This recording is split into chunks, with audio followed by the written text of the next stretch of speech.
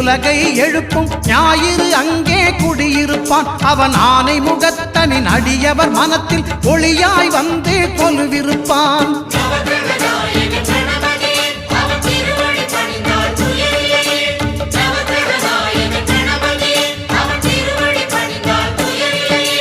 ஒன்பது கோளும் ஒன்றாய் காண அங்கு கற்பகம் என்னும் கடவுளின் மெய்யில்